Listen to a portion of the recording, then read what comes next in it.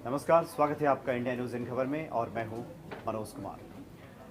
आपको याद होगा कि पिछले दिनों संघ प्रमुख मोहन भागवत के साथ जमीयत उलेमाए हिंद के जो अध्यक्ष मदनी, उनके साथ एक बैठक हुई थी। बैठक में क्या नतीजा निकला, किन मुद्दों को लेकर बातचीत हुई, ये तो स्पष्ट नहीं हो पाया। और आज भी जमीयत उलेमाए हिंद की एक सामान्य सभा हुई है आज। तो उस सभा का क्या मतलब है, पिछले दिनों जो बैठक हुई थी उसका क्या तात्पर्य था, कोई एजेंडा था या यूं ही सामान्य बैठक थी जैसे कि बताया गया था, इस पर हम बातचीत करेंगे। और हमारे साथ हमारे सहयोगी विष्णु शर्मा जी मौजूद हैं। मैं आपको बता दूं कि इस बैठक के बाद दो बड़े बयान दिए हैं मौलाना मदनी ने, और वो बयान काफ़ी कुछ उस एजेंडे की तरफ इशारा करते हैं कि भागवत और मदनी के बीच बेसिकली किस मुद्दों पे बात हुई होगी। जो मुझे लगता है कि देखिए, जमीयत आम संगठन नहीं है मुस्लिमों का। आप गौर से देखिए, बहुत रिलीफ वर्क में लगा रहता है। पहले मैं वो बयान बता दूं आपको। एक बयान उन्होंने दिया है कश्मीर को लेकर। उन्होंने कहा है कि वहाँ पर जो उनके मानवाधिकार हैं उनके लिए हम चिंतित हैं। तो ये लाइन वो वैसे ही जैसे विपक्षी या विदेशी मीडिया लेती है। फिर उसके बाद वो कहते हैं लेकिन हम ये भी कहना चाहते हैं कि कश्मीर के लोगों का हित भारत के साथ है। हम भारत के लोग हैं, इसलिए कोई अलगाववादी शक्तियों को हम बढ़ावा देना नहीं चाहते। और कश्मीर का पूरा हित भारत के लोगों के साथ है। भारत का वो एक अभिन्न हिस्सा है जो नॉर्मली सरकार का एक पक्ष रहता है। और वहाँ वो बोले, तो पहली लाइन उन्होंने ये बोली कि कश्मीर के मुसलमान और भारत के मुसलमान एक हैं और कश्मीर के लोग भारत के लोगों के साथ उनके हित सुरक्षित हैं। दूसरी बात, उन्हें एनआरसी पे सवाल पूछा गया कि क्या एनआरसी पूरे देश में कल को लागू हुआ तो क्या होगा। तो उन्होंने कहा कि एनआरसी, मैं चाहता हूँ कि मेरा मन है कि मैं ये मांग करूँ कि एनआरसी को पूरे देश में लागू किया जाए, ताकि जो लोग घुसपैठिए हैं उनकी क्लियर जांच हो जाए पूरे देश में, और जो नहीं है घुसपैठिए और उन पर जो आरोप लगते रहे कम से कम वो तो खत्म हो।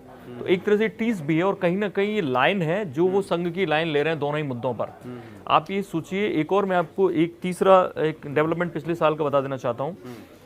जमीयत ने पिछले साल 2018 में एक जमीयत यूथ क्लब का ऐलान किया था कि हम एक जमीयत यूथ क्लब अनाउंस करेंगे, और वो बना दिया, उस पर काम शुरू हो गया है, जिसमें शुरुआत कुछ जिलों से होगी। कुछ 5 स्टेट के कुछ 16 जिले छांटे गए थे। एक साल में वो लोग करीब, आप ये समझिए कि अगर 2028 तक देखेंगे, मतलब 12 लाख करीब एक साल में 12.5 लाख लड़कों को ट्रेनिंग देंगे। वो ट्रेनिंग कैसी होगी? आरएसएस के तर्ज पर होगी, मेंटल, फिजिकल। और जैसे आरएसएस रिलीफ वर्क में, हालांकि जमीयत खुद बड़े रिलीफ वर्क में रहता है और इसलिए अलग संगठन माना जाता है थोड़ा, उस विचारधारा के तहत बताया हाँ। जाएगा। अच्छा, थोड़ा सा स्पष्ट करें, क्योंकि पिछले दिनों जब बैठक हुई थी और जब सवाल पूछा गया था तो ये बात आई थी कि देश के सामान्य हालात पे चर्चा की गई। हाँ। तो सामान्य हालात पे सामान्य हालत से मतलब देखिए, समझिए, रामलाल जी आप जानते होंगे, बीजेपी से वापस आरएसएस में लौटे, वो सह संपर्क प्रमुख बनाए गए।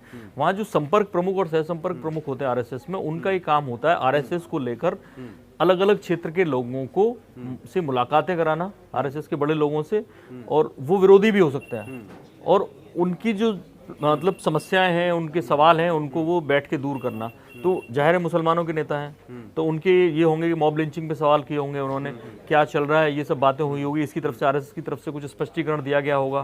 फिर आरएसएस ने अपनी बात रखी होगी कि हम कश्मीर को आप क्या सोचते हैं। मुझे लगता है कि कश्मीर का एक ऐसा इशू हो सकता है कि कश्मीर के मुसलमान, जो मैंने बात की जमीयत यूथ क्लब, अगर जमीयत यूथ क्लब वहाँ खुलेगा कश्मीर के नौजवानों के बीच में, तो नेचुरल वो नेशनलिस्ट ऑर्गेनाइजेशन है। उन्होंने साफ कहा कि हम इस भारत में भरोसा करते हैं, भारत के मुसलमान हैं, हमारी नेशनलिस्ट अप्रोच रहेगी। वो जो यूथ क्लब बनेगा वो भी नेशनलिस्ट अप्रोच के साथ होगा, आसपास की कम्युनिटी को मदद करेगा और कोई क्राइसिस से निपटने में वो हेल्प होगी। उस पर विनय कटियार का तब पिछले साल बयान आया था कि इस तरह से तो जंग के आसार हो सकते हैं अगर आप इस तरह का संगठन खड़ा करते हैं, लेकिन उन्होंने कहा कि हमारी अप्रोच नेशनलिस्ट होगी।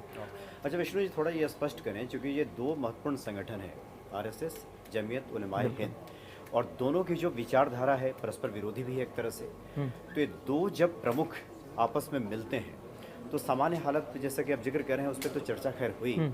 क्या दोनों का एक कोई कॉमन एजेंडा भी इस तरह का रहा होगा क्या कि एक मुद्दे पर सहमति बनानी है या फिर नहीं, असहमति नेचुरल व्यक्त करनी कुछ है? मुद्दे, मान लो कश्मीर पे मदनी क्या बोल सकते हैं कि कश्मीर को पाकिस्तान को दे दिया जाए, वो नहीं कहेंगे। वहाँ वो बात करेंगे कि वहाँ पे जो आज उन्होंने कहा भी कि मौलिक अधिकार उनके सुरक्षित रहें, उनको ज़्यादा आज़ादी दी जाए, ज़्यादा सब चीज़ें दी जाएँ। तो जाहिर है संघ प्रमुख सवाल उठा सकते हैं, हालांकि तब तक शायद ये उतना नहीं हुआ होगा, लेकिन मे भी बात हुई हो तो अब उन्होंने कहा होगा कि ठीक है, वो भारत के साथ रहे, हमें क्या प्रॉब्लम है, हम सारी वो हटा देंगे। वो अलगाववादी तो न बने। जो आज जिन्होंने लाइन ली है वो यही चाहिए कि अगर वो पाकिस्तान के साथ जाएंगे, अलगाववादी बातें करेंगे तो हम उन्हें सपोर्ट नहीं करेंगे।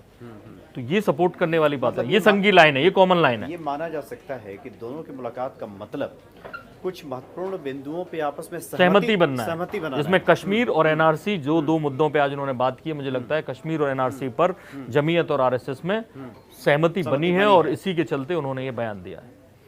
तो ये क्या माना जाए, जैसे कि आपने कहा कि आज एक सामान्य बैठक भी हुई है जमाते हिंद की, उलेमाए हिंद की, तो कुछ स्पष्ट संकेत मिला है कि सच में सहमति बन गई है या फिर नहीं, ये उनके दोनों बयान आए हैं, उससे अच्छा, बयान उससे से लगता है स्पष्ट तो संघ कोई बोलेगा नहीं, मतलब निकल रहा है इसका कि ये सहमति बनी है। केवल मतलब निकल रहा है। तो चलिए, ये बहुत अच्छी बात है कि दो प्रमुख संगठनों के दो प्रमुख व्यक्ति जब आपस में मुलाकात करते हैं तो देश हित में कुछ मुद्दों पर अगर आम सहमति बन जाती है तो ये अपने आप में काफ़ी ये अच्छी खबर कही जा सकती है। और इसके संकेत जो फिलहाल मिल रहे हैं, जैसा विष्णु जी बता रहे हैं, इसका संकेत तो फिलहाल यही मिल रहा है। चलिए, बहुत बहुत शुक्रिया आपका विष्णु जी, नमस्कार। इन खबर चैनल को सब्सक्राइब करें और बेल आइकन दबाना ना भूलें।